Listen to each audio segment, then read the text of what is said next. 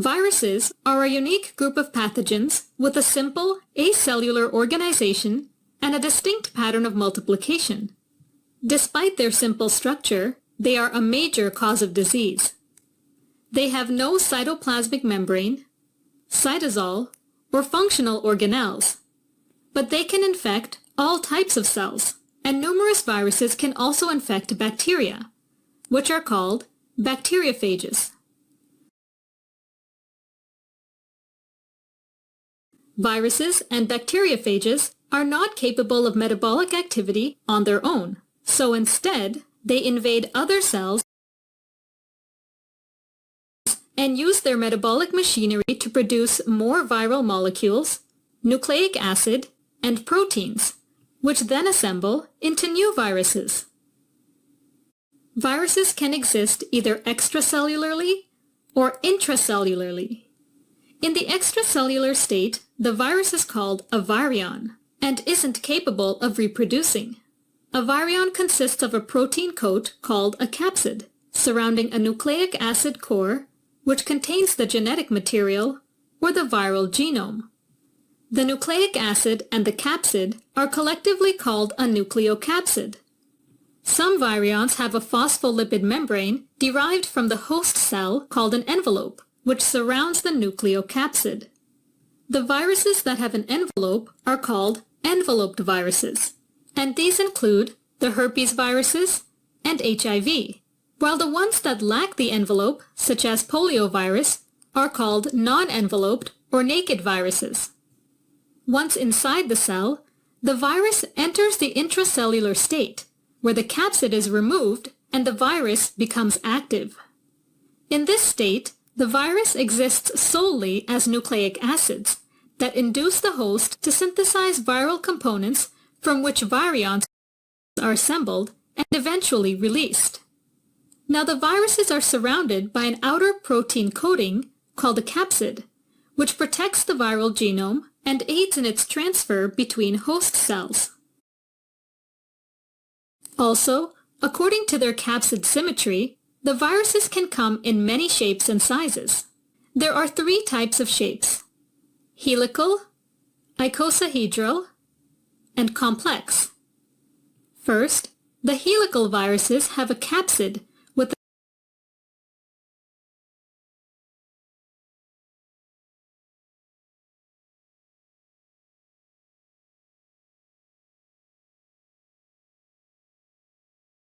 central cavity or a hollow tube, which is made by proteins arranged in a circular fashion, creating a disc-like shape.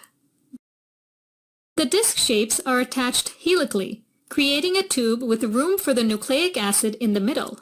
An example of a virus with helical symmetry is the tobacco mosaic virus, which is the most studied example.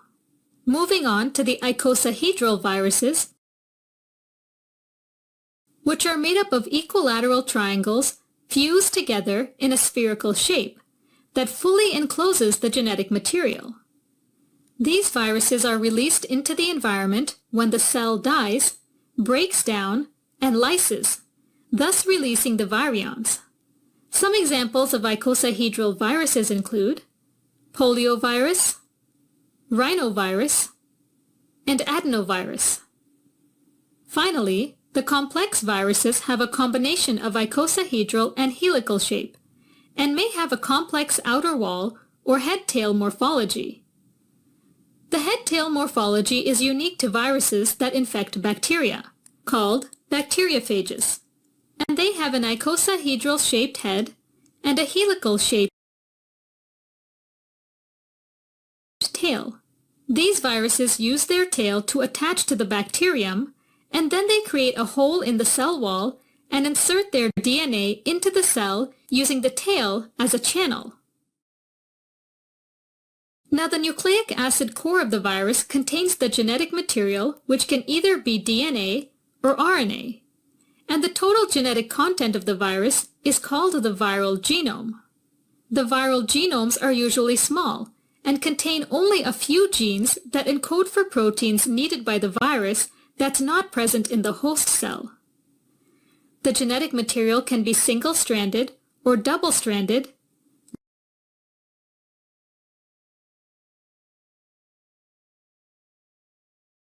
linear, or circular. In DNA viruses, the viral DNA enters the nucleus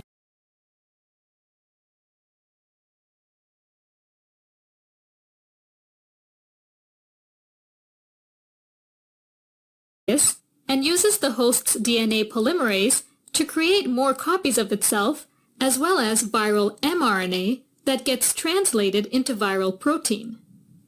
With RNA viruses, many of them stay in the cytoplasm, where the viral RNA is used by the host's ribosomes to create viral RNA polymerase proteins.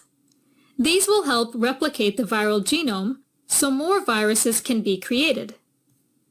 RNA polymerases are more likely to make copying errors than DNA polymerases, and therefore often make mistakes during transcription. This is why mutations in RNA viruses occur more frequently than in DNA viruses.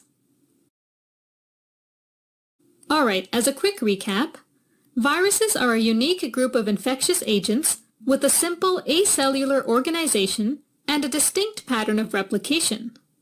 They can exist either extracellularly, where the virus is inactive and isn't capable of reproducing, or intracellularly, where the capsid is removed and the virus becomes active. A virus in the extracellular state is called a virion and consists of a protein coat called a capsid, which protects the viral genome and aids in its transfer between host cells. The capsid is surrounding a nucleic acid core, which contains the genetic material or the viral genome, which can be either DNA or RNA. Some virions have a phospholipid membrane derived from the host cell called an envelope, which surrounds the nucleocapsid.